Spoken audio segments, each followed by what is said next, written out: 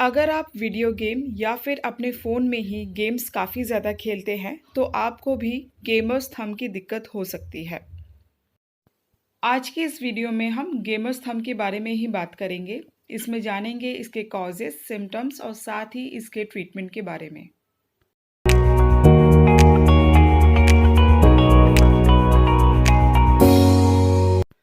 Gamers thumb एक nickname है D क्वेरवेंस tenosynovitis condition का।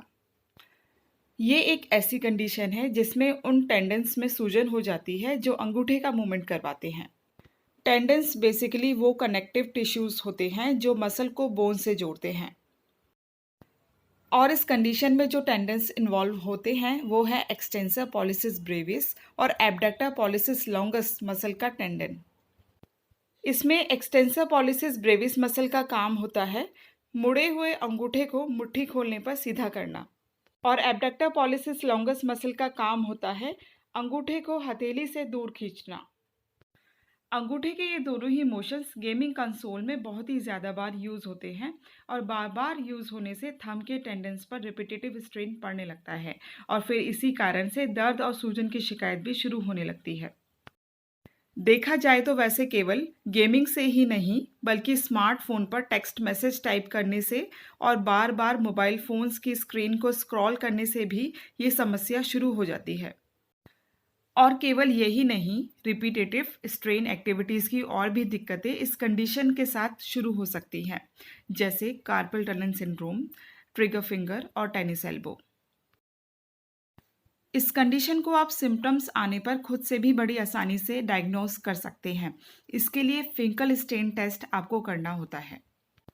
इसमें आपको अफेक्टेड थंब को अक्रॉस योर पाम बेंड करना है और फिर सभी फिंगर्स को अंगूठे के ऊपर मोड़ते हुए हाथ की इस तरह से मुट्ठी बना लेनी है।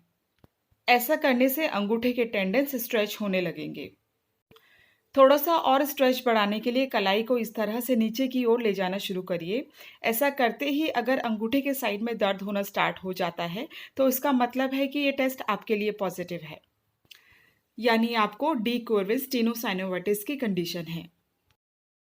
एक बार जब ये डायग्नोज हो जाता है तो सबसे पहले नॉन सर्जिकल ट्रीटमेंट के थ्रू इस कंडीशन को रिजॉल्व किया जाता है, क्योंकि ज़्यादातर केसेस बिना किसी सर्जरी के ही 4 से 6 हफ्तों के ट्रीटमेंट प्लान से ही ठीक हो जाते हैं। इस ट्रीटमेंट का मेन गोल होता है कि टेंडन और उसकी कवरिंग यानी टेंडन शीथ की इन्फ्लेमेशन को कम करना, ताकि टेंडेंस का मूवमेंट आसानी से हो पाए। नॉन सर्जिकल ट्रीटमेंट में सबसे पहले आता है रेस्ट। अफेक्टेड हैंड पर कोशिश करें कि ज़्यादा मूवमेंट ना हो। इस दौरान पिंचिंग, ग्रिपिंग और कोई भी रिपीटेटिव हैंड एक्टिविटीज़ ना करें। रेस्ट के लिए हाथ को पिलो या एलिवेटेड सरफेस पर रखेंगे तो आपको ज़्यादा आराम मिलेगा। इसमें नेक्स्ट है एक्टिविटी मॉडिफिकेशन। एक्टिविटी मॉडिफिकेशन के लिए जब आप मोबाइल फ़ोन यूज़ करें तो आप अंगूठे का ज़्यादा इस्तेमाल ना करें। इसकी जगह पर मोबाइल स्क्रॉलिंग के लिए बारी बारी से सभी उंगलियों का इस्तेमाल करें। अगर आप अपने काम के लिए मोबाइल फ़ोन यूज़ करते हैं तो कोशिश करें कि उस काम को आप लैपटॉप पर करें, क्योंकि लैपटॉप में टाइपिंग के लिए फिंगर्स यूज़ होती हैं, अंगूठे का इस्तेमाल बहुत ही कम होता है। नेक्स्ट है स्प्लिंट और ब्रेस। इस कंडीशन में सिम्टम्स को सबसाइड करने के लिए आप थंब स्पाइकर स्प्लिंट का भी इस्तेमाल कर सकते हैं।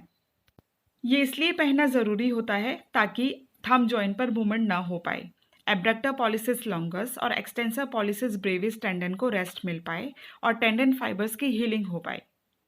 अंगूठे में आराम पाने के लिए आप इसे पूरे दिन पहनिए, यानी दिन में 24 घंटे पहनिए और 4 से 6 हफ्ते के लिए पहनिए। सिर्फ हाइजीन के टाइम पर आप इसे निकाल सकते हैं। नेक्स्ट है आइस थेरेपी। आप दिन में कई बार 10 से 15 मिनट के लिए अफेक्टेड एरिया पर कपड़े में लपेटकर आइस लगाइए। आइस थेरेपी से इन्फ्लेमेशन कम होती है, पेन के सिग्नल्स शून्य हो जाते हैं, तो इसलिए डी क्वेरवेंस टेनोसाइनोवाइटिस कंडीशन में आइस लगाना बहुत ही ज़्यादा यूज़फुल और इफ़ेक्टिव ट्रीटमेंट होता है। इसके बाद बात करते हैं फिजिकल थेरेपी की।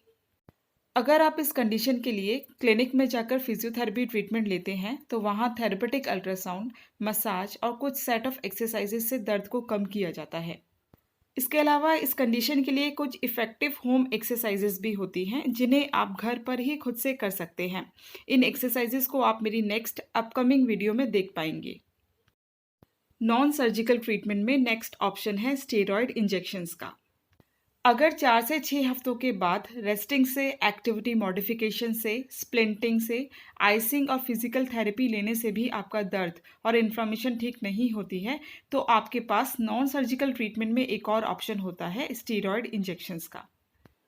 इस इंजेक्शन को टेंडन के शीथ में लगाया जाता है। ये इंजेक्शन लेने से काफ़ी पेशेंट्स को दर्द में आराम भी मिल जाता है। अगर सिम्टम्स नज़र आने के बाद विदिन 6 मंथ्स ये इंजेक्शन लेते हैं तो काफ़ी अच्छा रिजल्ट मिलता है। एक स्टडी के हिसाब से 80 पेशेंट्स को 6 वीक्स के कोर्स में 2 से 3 इंजेक्शंस दिए गए। इसके रिजल्ट में पाया कि पेशेंट्स 95% सिम्टम्स फ्री हो चुके थे।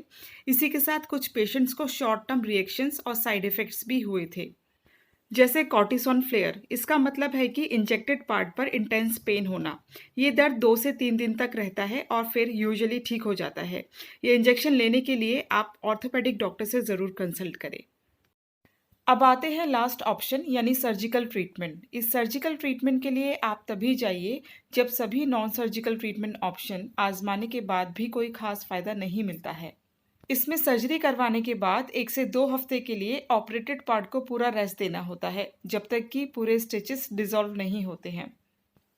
फिर इसके बाद 6 टू 8 वीक्स के लिए फिजिकल थेरेपी होती है, ताकि रेंज ऑफ मोशन और डेक्स्टेरिटी को रीस्टोर किया जा सके और हैंड और फिंगर्स मसल्स को स्ट्रेंथन किया जा सके। अभी फ़िलहाल इस वीडियो में इतना ही। नेक्स्ट वीडियो में आप जानेंगे गेमर्स थंब कंडीशन की होम एक्सरसाइजेस के बारे में।